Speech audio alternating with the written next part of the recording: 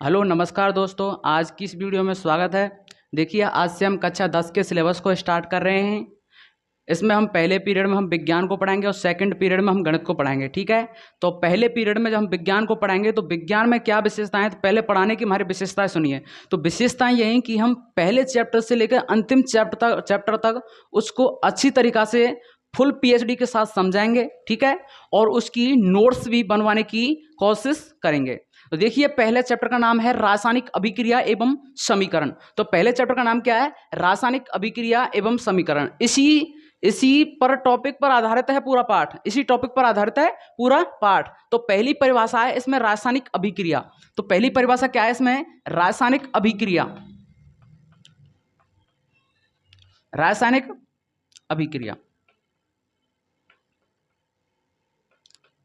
तो रासायनिक अभिक्रिया है क्या? तो एक बार सुनिए। तो आपने देखा होगा, 9वीं क्लास में देखा होगा आपने कि रासायनिक परिवर्तन और भौतिक परिवर्तन, परिवर्तन दो प्रकार के होते हैं, रासायनिक परिवर्तन और भौतिक परिवर्तन। तो भौतिक परिवर्तन में क्या होता है कि मतलब खाली उसके भौतिक परिवर्तनों, मतलब भौतिक गुणों में ही क्या होता है? परिवर्तन होता है, भौतिक गुणों में ही परिवर्तन होता है। और इस प्रक्रिया को हम क्या कहते हैं? भौतिक परिवर्तन कहते हैं। ठीक है, और उसी प्रकार रासायनिक परिवर्तन। तो रासायनिक परिवर्तन क्या है? जिसमें भौतिक गुणों के साथ साथ रासायनिक गुण भी बदल जाते हैं। आई समझ बात? मतलब कि भौतिक गुणों के साथ साथ रासायनिक गुण भी बदल जाते हैं। जैसे दूध का दही में बदलना। क्या आपने देखा होगा दूध को दही में बदल सकते हैं? क्यों? उसमें मतलब छाछ डाल सकते हैं तो दूध दही में कन्वर्ट हो जाता है। ठीक है, तो आप देखेंगे दही से क्या दोबारा दूध बना सकते हैं? नहीं बना सकते। ठीक है, इसी प्रकार से कागज को कागज जला दिया, कागज जलने के बाद वो राख हो गया, क्या राख से दोबारा कागज बना सकते हैं? नहीं बना सकते। तो इसलिए यह कौन सी अभिक्रिया है? रासायनिक अभिक्रिया। और रासायनिक अभिक्रिया में कौन सा परिवर्तन काम आता है? रासायनिक परिवर्तन। तो लिखिए, रासायनिक परिवर्तन वैसे 10वीं क्लास में इसकी एग्जैक्ट परिभाषा है कि जब दो या दो से अधिक अभिकारक परस्पर अभिक्रिया करके एक नया उत्पाद बनाते हैं, उसे हम क्या कहते हैं? रासायनिक अभिक्रिया कहते हैं। जब दो या दो से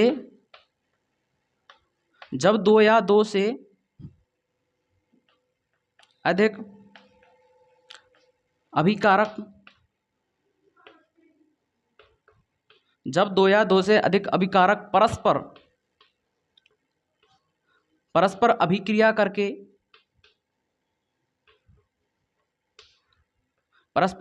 करके एक नया उत्पाद बनाते हैं, एक नया उत्पाद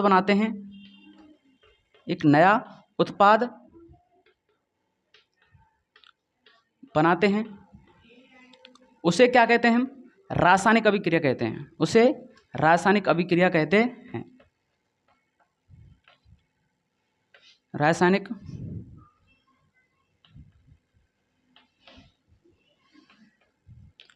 अभिक्रिया कहते हैं।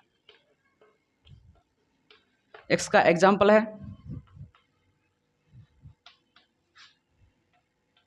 जैसे दूध का दही में बदलना। दूध का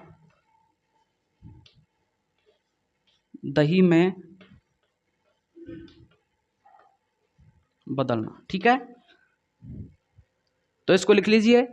मतलब दो या दो से अधिक अभिकारक, मतलब इसकी परिभाषा देखिए, रासायनिक अभिक्रिया किसे कहते हैं? जब दो या दो से अधिक अभिकारक परस्पर अभिक्रिया करके एक नया उत्पाद बनाते हैं, उसे हम क्या कहते हैं? रासायनिक अभिक्रिया कहते हैं। और इसका एग्जाम्पल है दूध का दही में बदलना। ठीक है, लिखिए इसको।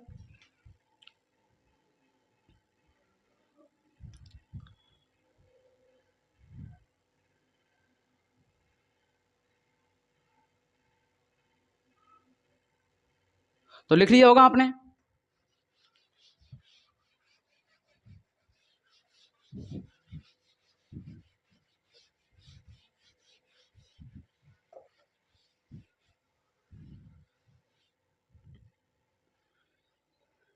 आगे है रासायनिक समीकरण।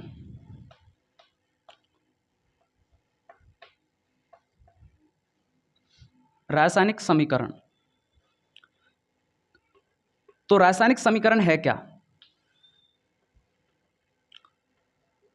तो रासायनिक समीकरण है क्या? तो रासायनिक अभिक्रिया में भाग लेने वाले अभिकारक एवं उत्पादों को उनके प्रतीकों के रूप में लिखना क्या कहलाता है? रासायनिक समीकरण कहलाता है।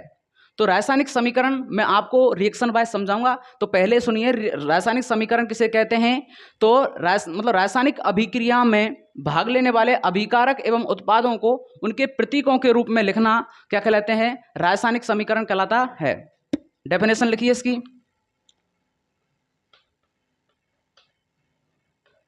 रासायनिक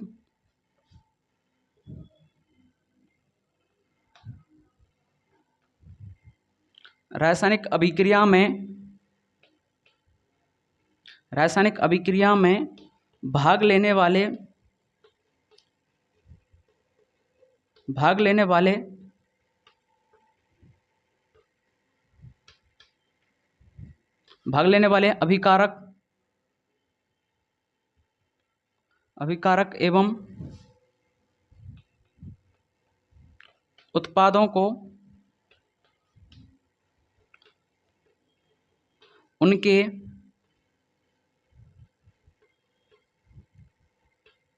अभिकारक एवं उत्पादों को उनके प्रतीकों के रूप में लिखना,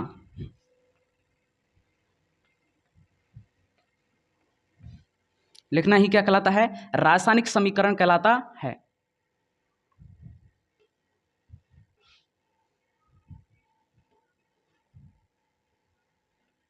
रासायनिक समीकरण कहलाता है।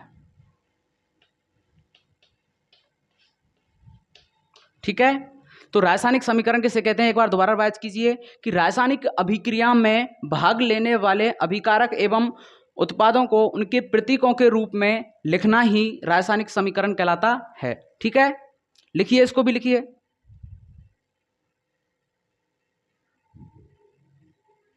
आप लिखने में थोड़ी जल्दी कीजिए क्योंकि ये बोर्ड छोटा है, इस पर मतलब लिखने में परेशानी आती है।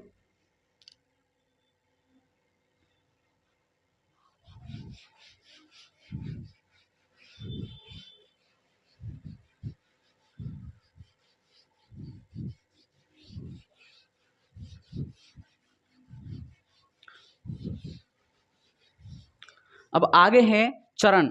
चरण किसके पढ़ेंगे? हमने अभी पढ़ी थी रासायनिक समीकरण। तो रासायनिक समीकरण के अब क्या पढ़ेंगे हम? चरण। तो रासायनिक अभिक्रिया के क्या है? चरण। तो हेडिंग डाल देते हैं चरण। ठीक है,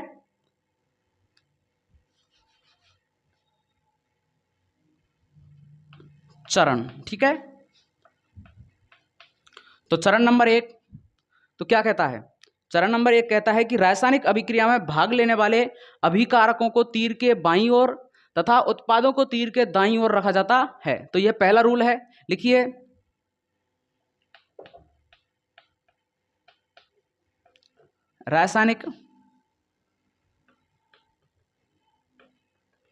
रासायनिक अभिक्रिया में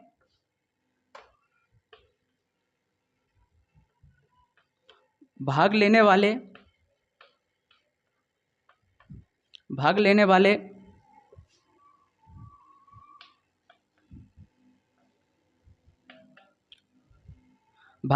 अभिकारकों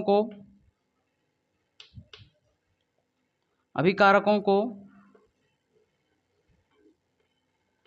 तीर के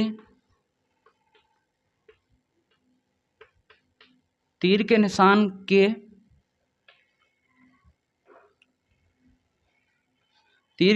के बाईं ओर रखा जाता है। बाईं ओर तथा उत्पादों को तीर के दाईं ओर रखा जाता है। दाईं ओर रखा जाता है।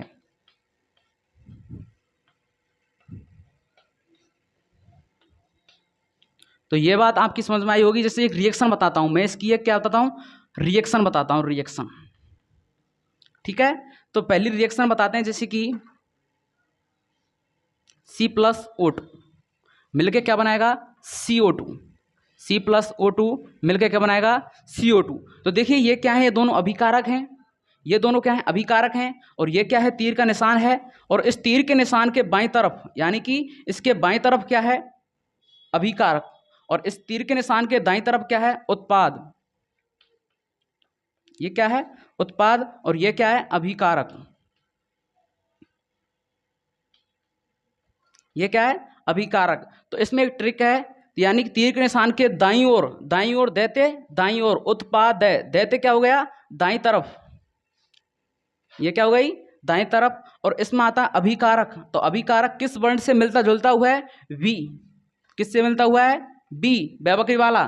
तो बेवकरी वाला से क्या हो गया? बाईं तरफ। क्या हो गया? बाईं तरफ। ठीक है, तो ये इसकी ट्रिक है, और ये रूल है, इसके चरण है। लिखिए इसको।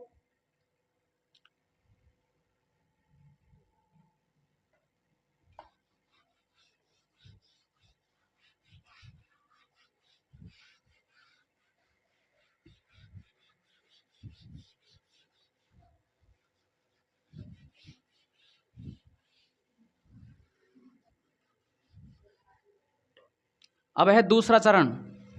कौन सा? दूसरा चरण। दूसरा चरण क्या कहता है कि रासायनिक मतलब कि अभिकारक एवं उत्पादों की संख्या 2 या 2 से अधिक होने पर उनके बीच में धन का चिन्ह लगाते हैं। यानी कि अभिकारक एवं उत्पादों की संख्या 1 या 1 से अधिक होने पर उनके मध्य में किसका चिन्ह लगाते हैं? धन का चिन्ह लगाते हैं। लिखिए, अभिकारक एवं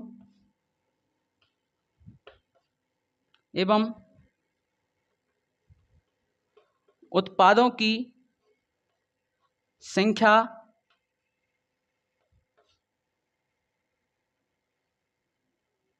1 या 1 से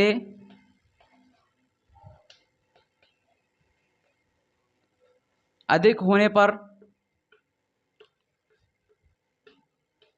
1 या 1 से अधिक होने पर धन का चिन्ह लगाते हैं। किसका चिन्ह लगाते हैं? धन प्लस का चिन्ह लगाते हैं।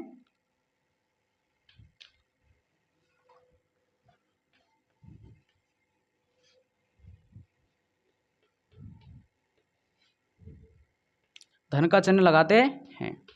जैसे देखिए रिएक्शन, देखिए इसकी।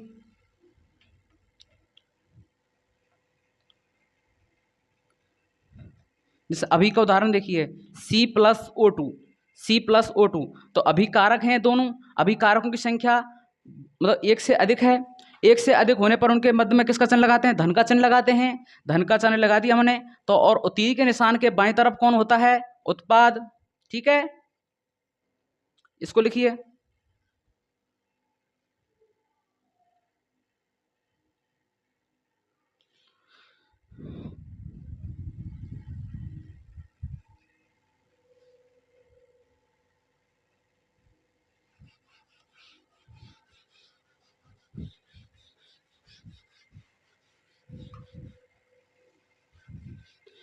ये इसके चरण है, यानी कि रासायनिक समीकरण के ये क्या है? चरण। रासायनिक समीकरण के क्या है? ये चरण। तो हमने 2 चरण पढ़ लिए। अब कौन सा चरण है? तीसरा चरण।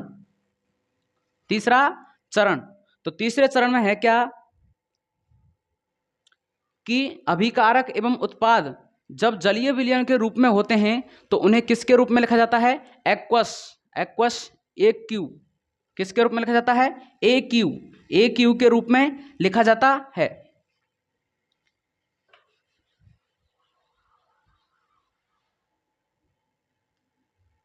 लिखिए, अभिकारक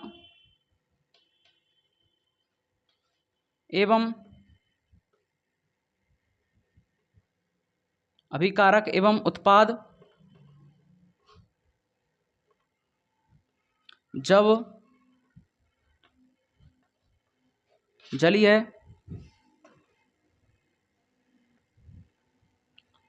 विलयन के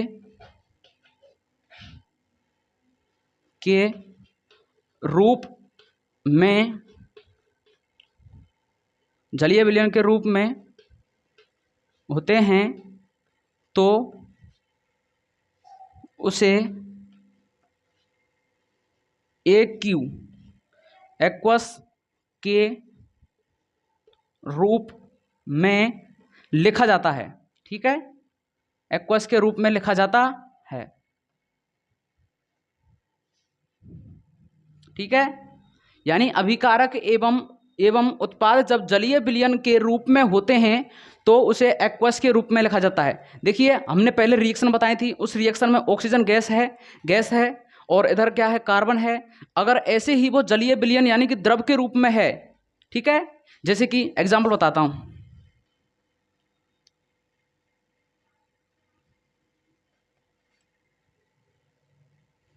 जैसे कि H2 प्लस O2, ठीक है, H2 प्लस O2, इससे क्या बन गया, H2O, जल, H2O यानी कि जल। अब इसको किसके रूप में लिखेंगे, एक्वस के रूप में। किसके रूप में लिखेंगे, एक्वस के रूप में। आई समझ बात। ये किस फॉर्म में है, लिक्विड फॉर्म में, यानी कि ये जल है यानी कि द्रव है और जलीय विलयन के रूप में होता है तो उसे एक्वस के रूप में लिखते हैं। लिखिए इसको, जल्दी लिखिए।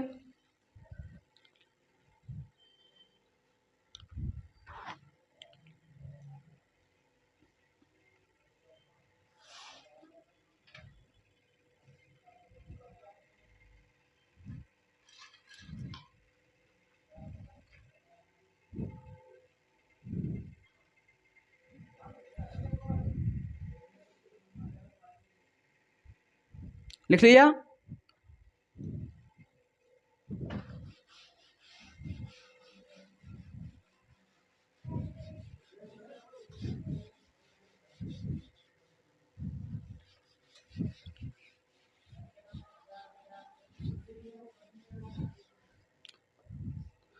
तो इसके कितने रूल हो चुके हैं, 3 रूल हमने पढ़ लिए हैं। अब कौन सा रूल है, चौथा रूल। और चौथा रूल क्या कहता है कि रासायनिक समीकरण को संतुलित करने के लिए सर्वप्रथम हाइड्रोजन व ऑक्सीजन को छोड़कर अन्य परमाणु को क्या करना चाहिए, संतुलित करना चाहिए। ठीक है, तो इसको भी लिखिए।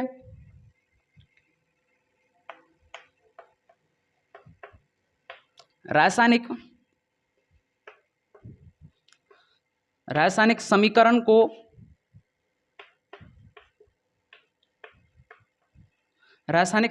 को संतुलित करने के लिए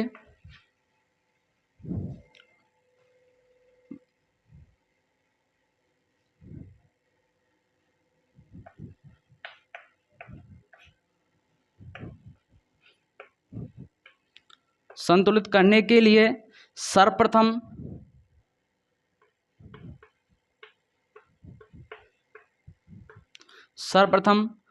हाइड्रोजन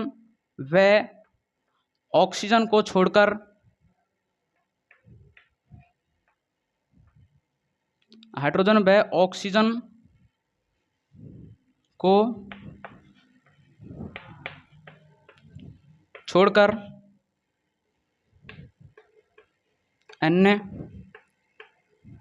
को छोड़कर अन्य परमाणुओं को क्या करना चाहिए, संतुलित करना चाहिए।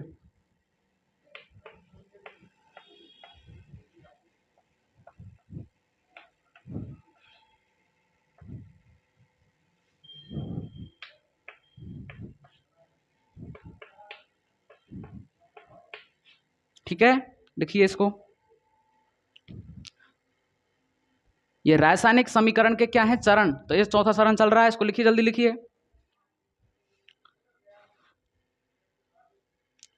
अगर आप आगे कभी आप साइंस लेते हैं तो उसमें जरूर आएगा, 11वीं क्लास में मिल रहा है देखने के लिए, और उसमें यह फुल बताया जाता है कि रासायनिक समीकरण को किस प्रकार संतुलित किया जाता है। ठीक है, और एक बात मैं बता देता हूं कि अगर आपने ये वीडियो देख ली और ये लिख ली तो इससे भारत 10वीं क्लास में कभी नहीं जा सकता, ये मेरा वादा है। ठीक है, अपने भाई के ऊपर क्या रखना है, विश्वास रखना है, विश्वास को कभी नहीं तोड़ना है। ठीक है,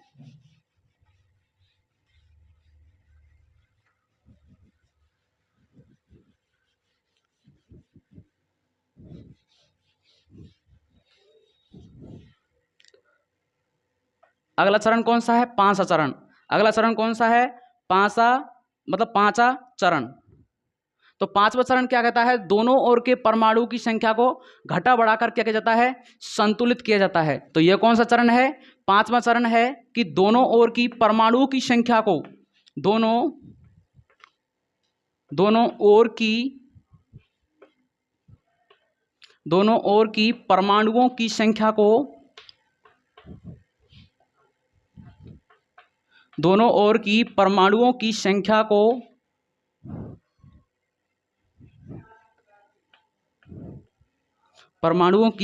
को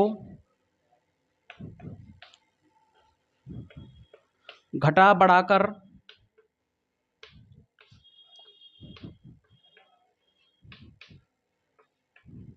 संतुलित किया जाता है। घटा बढ़ाकर संतुलित किया जाता है। ठीक है, इसको भी लिखिए। यानी कि दोनों ओर की परमाणु की संख्या को घटा बढ़ाकर संतुलित किया जाता है। अभी बताया मैंने, रिएक्शन बताई थी, उस रिएक्शन में इधर क्या है, अभिकारक है, और दाईं तरफ क्या है, मतलब कि तीर के निशान के बाईं तरफ क्या है, अभिकारक है, और तीर के निशान के दाईं तरफ क्या है, उत्पाद हैं। तो उन दोनों मतलब अभिकारक और उत्पाद मतलब उनके परमाणु की संख्या को घटा बढ़ाकर हम क्या करते हैं, संतुलित करते हैं। ठीक है, इसको भी लिखिए, जल्दी लिखिए।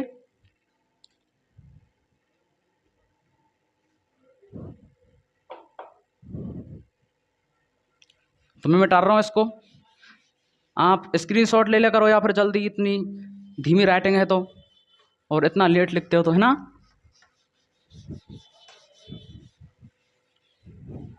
ठीक है, तो 5 रूल हो गए हैं। छठवां रूल है, और रासायनिक समीकरण को संतुलित करने के लिए हिट एंड ट्रायल विधि का उपयोग किया जाता है।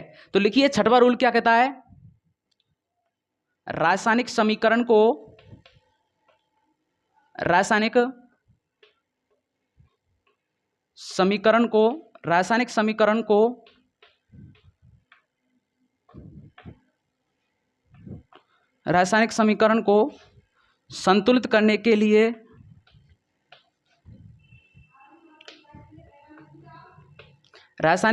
को संतुलित करने के लिए हिट एंड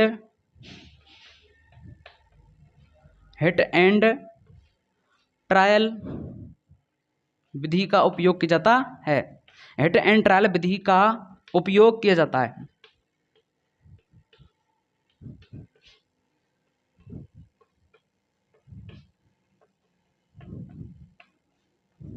ठीक है, लिखिए, इसको भी लिखिए, जल्दी लिखिए।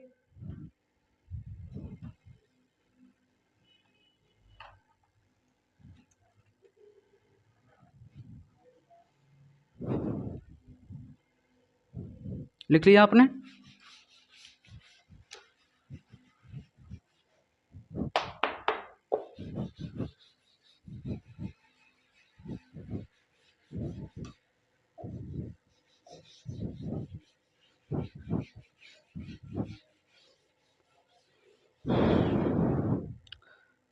अगला है 7वां रूल।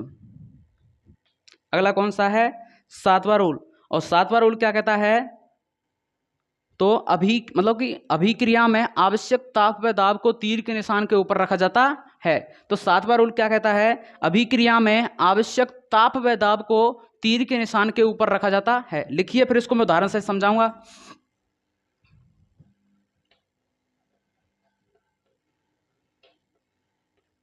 अभिक्रिया में आवश्यक ताप व दाब को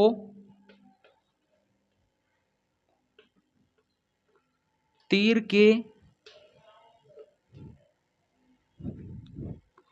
अभिक्रिया में आवश्यक ताप व दाब को तीर के निशान के ऊपर रखा जाता है। तीर के निशान के ऊपर रखा जाता है, ऊपर रखा जाता है। ठीक है, इसका एग्जाम्पल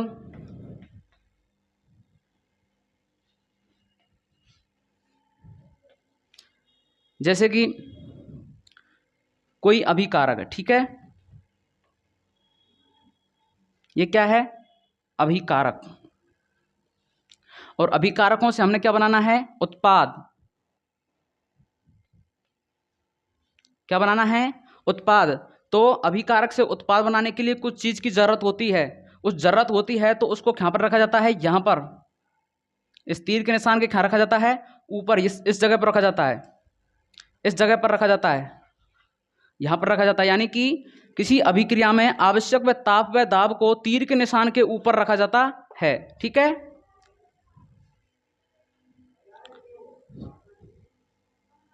लिख लिया आपने?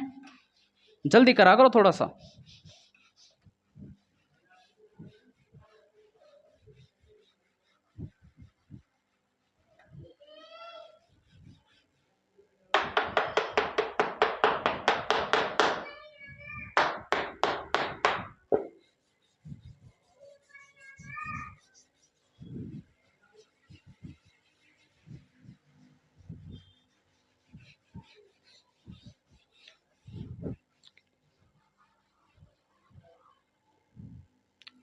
और इसी में मेंशन कर लेना 8वां पॉइंट। ठीक है, 8वां पॉइंट क्या कहता है कि अभिक्रिया में आवश्यक, यानी किसी अभिक्रिया में कोई उत्प्रेरक की जरूरत होती है तो उसको भी हम क्या रखते हैं, तीर के निशान के ऊपर रखते हैं। यानी अभिक्रिया में प्रयुक्त उत्प्रेरक को भी तीर के निशान के ऊपर रखते हैं।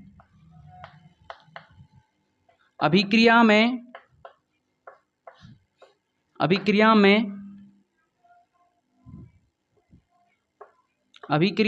प्रयुक्त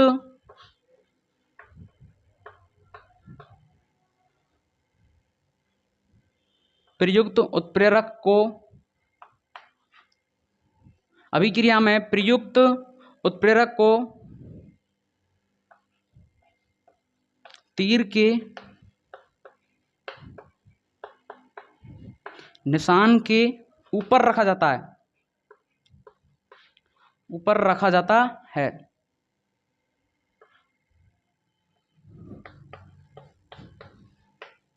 ठीक है, लिखिए, जल्दी लिखिए।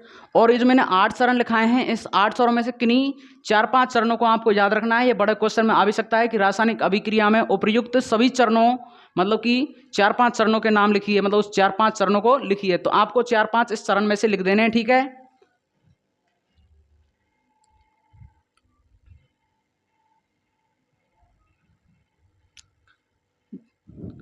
तो लिख लिया होगा आपने, इसको मिटा देता हूं मैं अभी।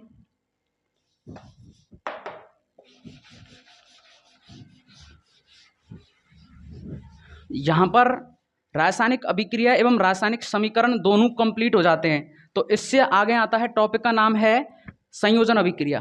टॉपिक का नाम क्या है? संयोजन अभिक्रिया।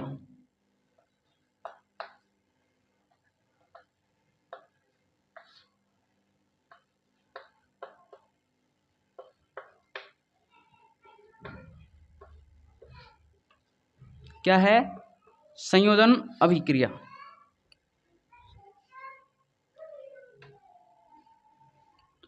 तो लिखिए, संयोजन अभिक्रिया क्या होती है। देखिए, संयोजन का अर्थ होता है जुड़ना। संयोजन का अर्थ क्या होता है? जुड़ना। तो जब संयोजन का अर्थ होता है जुड़ना, जब दो या दो से अधिक अभिकारक परस्पर अभिक्रिया करके एकल उत्पाद बनाते हैं तो उसे हम क्या कहते हैं? संयोजन अभिक्रिया कहते हैं। तो संयोजन का अर्थ होता है जुड़ना। जैसे कि ये क्या है? कार्बन, और ये क्या है? ऑक्सीजन। कार्बन और ऑक्सीजन मिलकर क्या बनाएंगी? Carbon dioxide. ठीक है, क्या बनाएंगी? Carbon dioxide. तो दो या दो से अधिक अभिकारक परस्पर अभिक्रिया करके एक नया उत्पाद, मतलब एकल उत्पाद बनाते हैं। सॉरी, क्या बनाते हैं? एकल उत्पाद बनाते हैं। यानी कि दो अभिकारक मिलकर के एक क्या बना दिया? एकल उत्पाद बना दिया है। तो इसे ही हम क्या कहते हैं? संयोजन अभिक्रिया कहते हैं। लिखिए, संयोजन अभिक्रिया की डेफिनेशन लिखिए। जब दो या दो से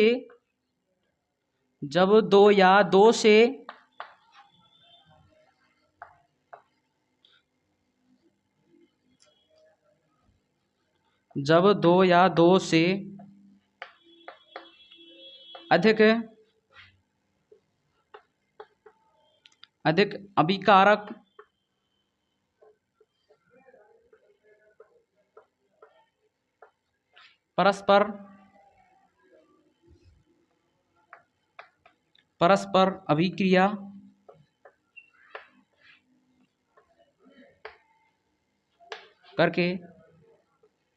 परस्पर अभिक्रिया करके एकल उत्पाद बनाते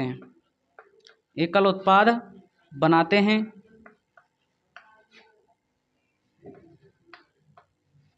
उसे हम क्या कहते हैं? संयोजन अभिक्रिया कहते हैं। उसे संयोजन अभिक्रिया कहते हैं।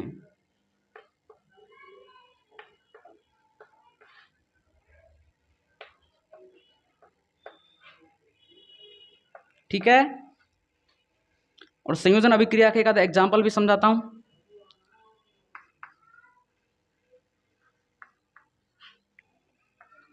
एग्जाम्पल जैसे कि CaO यानी कि कैल्शियम ऑक्साइड। ये क्या है? CaO यानी कि कैल्शियम ऑक्साइड, प्लस में यहाँ पर क्या है? CO2 यानी कि कार्बन डाइऑक्साइड, कार्बन डाइऑक्साइड यानी कि CO2। ठीक है, अब जब ये आपस में परस्पर अभिक्रिया करेंगे तो Ca क्या रिया? Ca यानी कि कैल्शियम, और इधर से जो ये ऑक्सीजन है वो इधर आ जाएगी, तो 2 ऑक्सीजन इधर पहले से ही हैं और एक और ऑक्सीजन आएगी, तो क्या हो जाएगी? 3 ऑक्सीजन। ठीक है, यानी कि कैल्शियम ऑक्साइड और कार्बन डाइऑक्साइड के मध्य परस्पर अभिक्रिया होने पर क्या बनता है? कैल्शियम कार्बोनेट बनता है। क्या बनता है? कैल्शियम कार्बोनेट बनता है। और अभी मैंने एक और उदाहरण समझाया था पहले भी, C+O2। क्या बताया था? C+O2 मिलकर क्या बनाएंगे? CO2। ठीक है, तो लिख लीजिए, यह पहला उदाहरण है और यह दूसरा उदाहरण। ठीक है,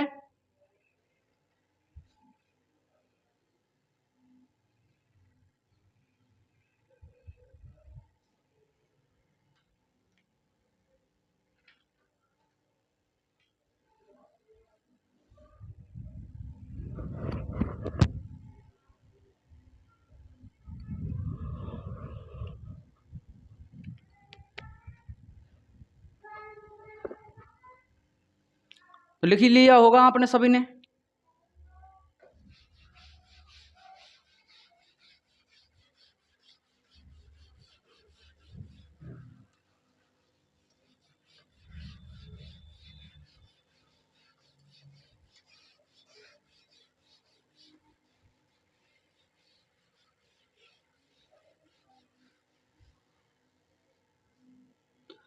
अगला है वियोजन अभिक्रिया।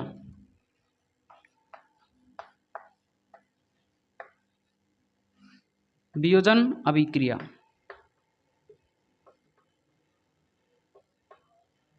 वियोजन अभिक्रिया। तो देखिए वियोजन अभिक्रिया है क्या, तो मैंने जस्ट इससे पहले बताया था संयोजन अभिक्रिया। संयोजन का अर्थ होता है जुड़ना। ठीक है, संयोजन का अर्थ क्या होता है? जुड़ना। और वियोजन का अर्थ होता है टूटना। वियोजन का अर्थ क्या होता है? टूटना। तो उसमें जो परिभाषा लिखाई थी उसकी जस्ट उल्टी कर देंगे तो आप किसकी परिभाषा बन जाएगी? वियोजन की अभिक्रिया।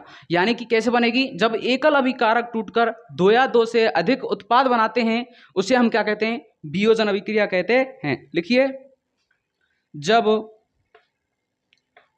2 या 2 से जब 2 या 2 से अधिक जब 2 या 2 से अधिक अभिकारक परस्पर अभिक्रिया करके, नहीं, जब 2 या 2, नहीं, सॉरी,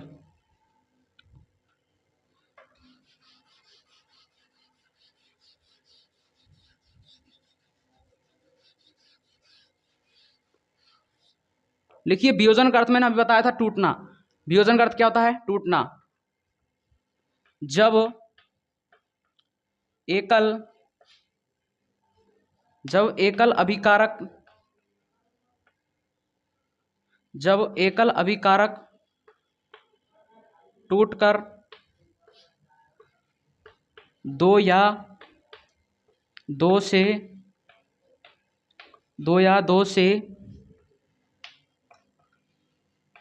2 या 2 से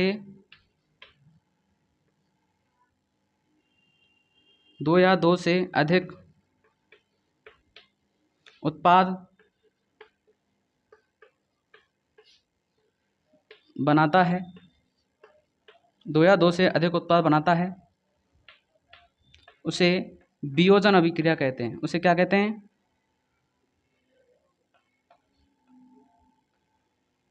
वियोजन अभिक्रिया कहते हैं।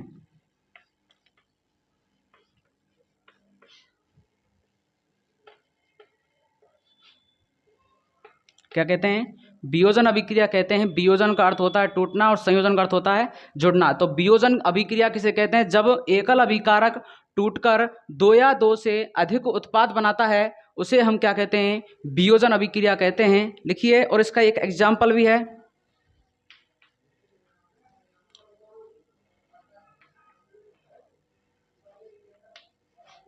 ठीक है, एग्जाम्पल को लिखिए। जस्ट संयोजन अभिक्रिया में लिखा था हमने CaCO3। क्या लिखा था? CaCO3 यानी कि कैल्शियम कार्बोनेट को तोड़ने पर, ये एकल अभिकारक है, इसको तोड़ने पर कितने बन जाएंगे? दो या दो से अधिक उत्पाद। तो दो उत्पाद बन रहे हैं इसके, CaO यानी कि calcium oxide plus carbon dioxide. ठीक है, इसको भी लिखिए। इसको क्या बोलते हैं? Calcium carbonate. ये क्या है? अभिकारक है, एकल अभिकारक है। टूट करके कितने उत्पाद बनाए इसने? दो उत्पाद बनाए, कैल्शियम ऑक्साइड और कार्बन डाइऑक्साइड। लिखिए इसको, वियोजन अभिक्रिया को लिखिए।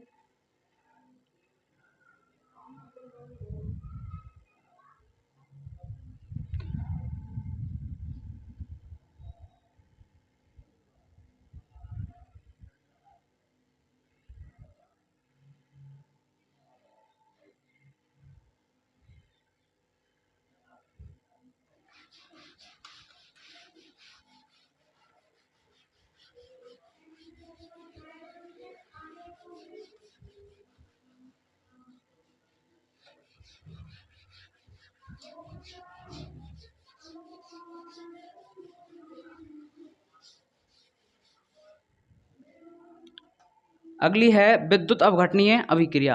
ठीक है, तो वियोजन अभिक्रियाएं जो पढ़ी हैं, इस वियोजन अभिक्रियाओं के आधार पर तीन अभिक्रियाएं और हैं। पहली है विद्युत अवघटनीय अभिक्रिया, विद्युत अवघटनीय अभिक्रिया, विद्युत अवघटनीय अभिक्रिया, और दूसरी है ऊष्मीय अवघटनीय अभिक्रिया,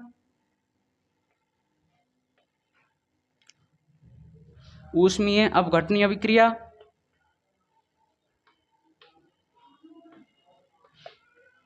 ऊष्मीय अवघटनीय अभिक्रिया,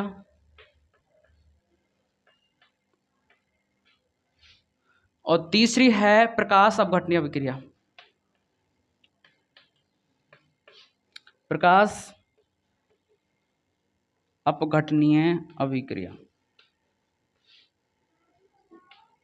ठीक है, प्रकाश अपघटनीय अभिक्रिया। और तीनों ही सेम हैं, तीनों ही क्या हैं? सेम है। जैसे पहले पढ़ा था हमने वियोजन अभिक्रिया। ठीक है, और वियोजन अभिक्रियाओं के आधार पर ही ये क्या है? तीन अभिक्रिया हैं, विद्युत अवघटनीय अभिक्रिया, ऊष्मीय अवघटनीय अभिक्रिया और प्रकाश अपघटनीय अभिक्रिया। देखिए, इसको मैं पहले तीनों को एक साथ समझा देता हूँ, फिर अलग अलग उदाहरण से समझाएंगे। ठीक है, तो पहला है विद्युत अवघटनीय अभिक्रिया। तो विद्युत अवघटनीय अभिक्रिया किसे कहते हैं? यानी ऐसी अभिक्रिया जिसमें एकल अभिकारक को तोड़ने के लिए किसकी आवश्यकता होती है? विद्युत की आवश्यकता होती है। उसे हम क्या कहते हैं? विद्युत अवघटनीय अभिक्रिया कहते हैं।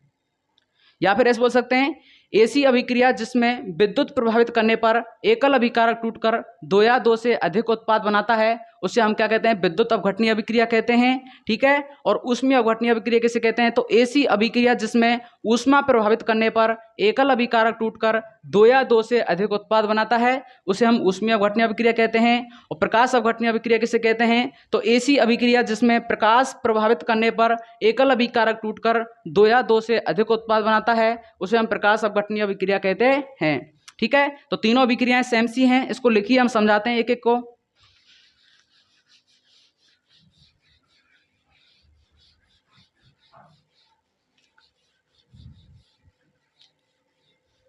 तो पहली है क्या? विद्युत अवघटनीय अभिक्रिया। क्या है? विद्युत अपघटनीय अभिक्रिया,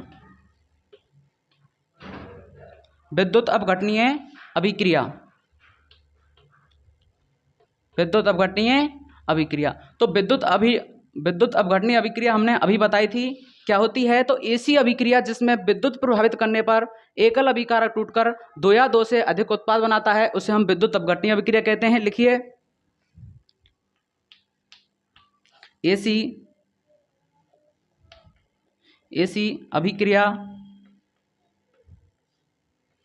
अभिक्रिया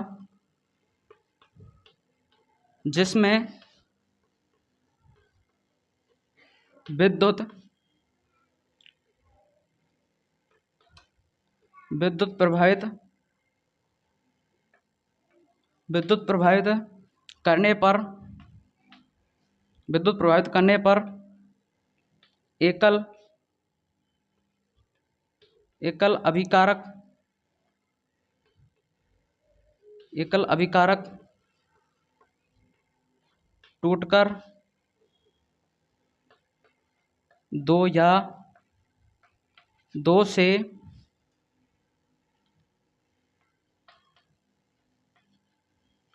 अधिक उत्पाद बनाता है।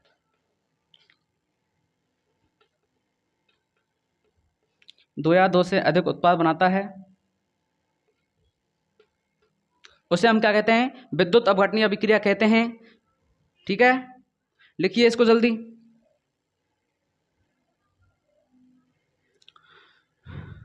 इसमें सुनाता हूं, इसके एग्जाम्पल को भी लिख लीजिए अभी संग ही। इसका एग्जाम्पल है जैसे कि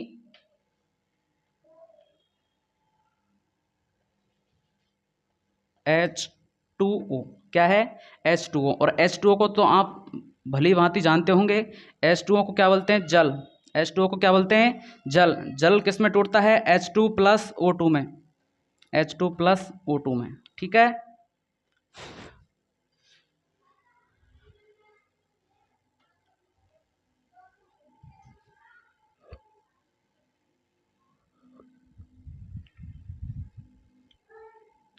लिख लिया?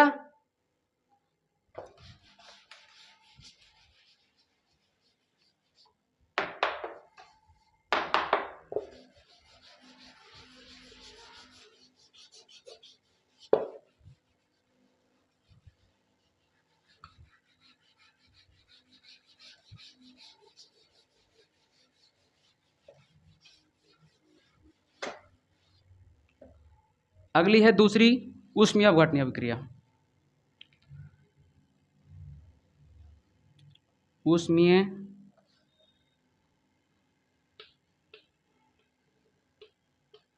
ऊष्मीय अपघटनीय अभिक्रिया।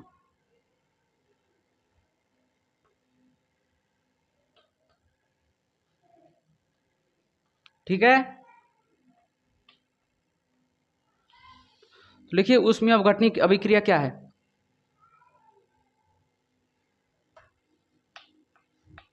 ऐसी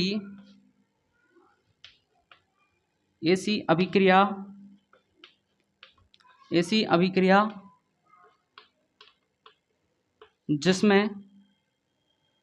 जिसमें ऊष्मा प्रभावित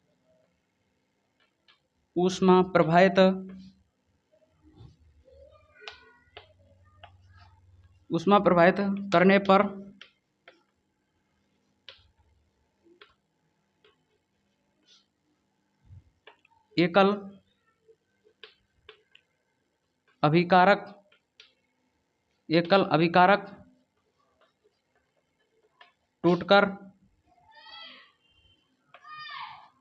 टूटकर दो या दो से अधिक उत्पाद बनाता है। दो या दो से अधिक उत्पाद बनाता है।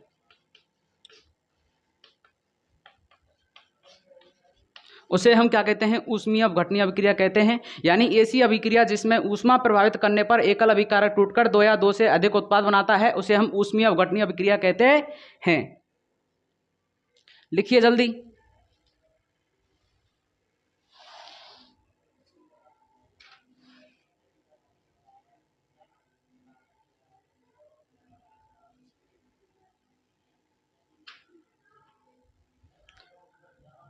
लिखा आपने? इसका भी एग्जाम्पल लिखा देते हैं अभी।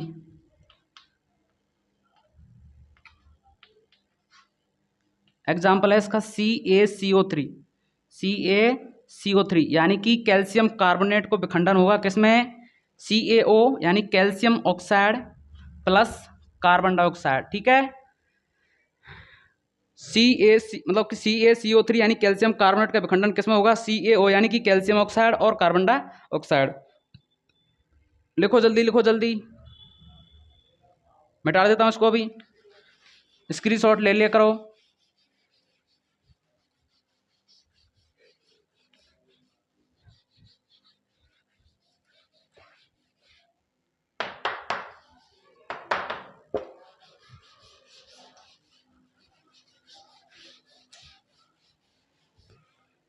इस टॉपिक में एक और अभिक्रिया जिसका नाम है प्रकाश अपघटनीय अभिक्रिया।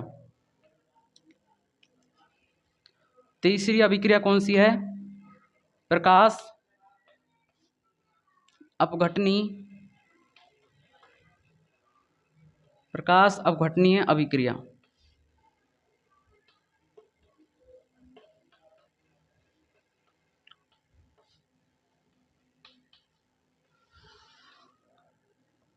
देखिए, ऐसी अभिक्रिया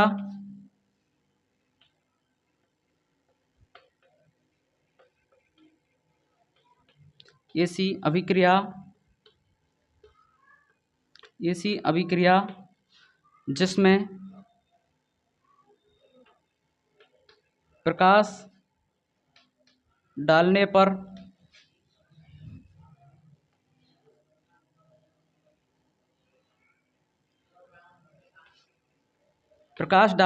एकल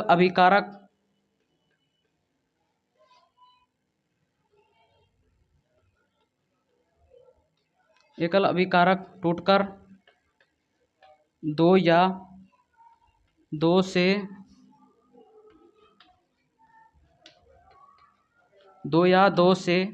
अधिक उत्पाद बनाता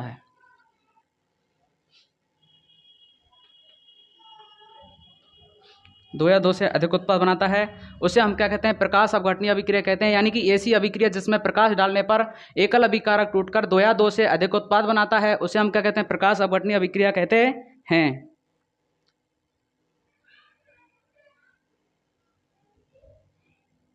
लिखिए जल्दी इसको।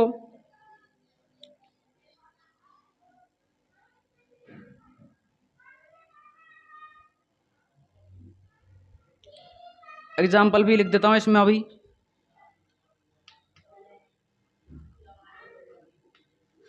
ठीक है, एग्जाम्पल लिख लेना यहां पर।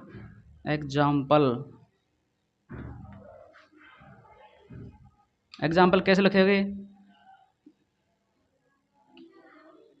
PV कोष्टक में NO3 होल ट्वाइस। ठीक है, इसमें क्या डालेंगे? प्रकाश।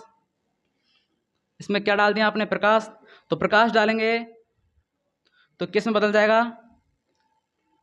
एक तो NO2, ठीक है, NO2 मतलब कि NO2, ठीक है। दूसरा PVO, ठीक है, PVO। फिर प्लस में क्या बनेगा? O2, यानी कि एक ऑक्सीजन हमने इसको दे दी तो कितनी ऑक्सीजन बची? 2 ऑक्सीजन। ये क्या हो गया? ऑक्सीजन। ठीक है, एक बार दोबारा से। PV कोष्टक में NO3 होल ट्वाइस, प्रकाश डालने पर इसमें NO2 यानी कि NO2 ये लिख दिया पहले, और दूसरा PV, एक ऑक्सीजन इधर से ले ली तो PV ऑक्साइड हो गया तो PVO, और फिर बचा 2 ऑक्सीजन तो 2 ऑक्सीजन यहाँ पर रख दी। ठीक है, तो इतनी आज की वीडियो में इतना ही काफ़ी है, और अगली वीडियो में हम आगे से स्टार्ट करेंगे यहीं से। ठीक है, जय हिंद।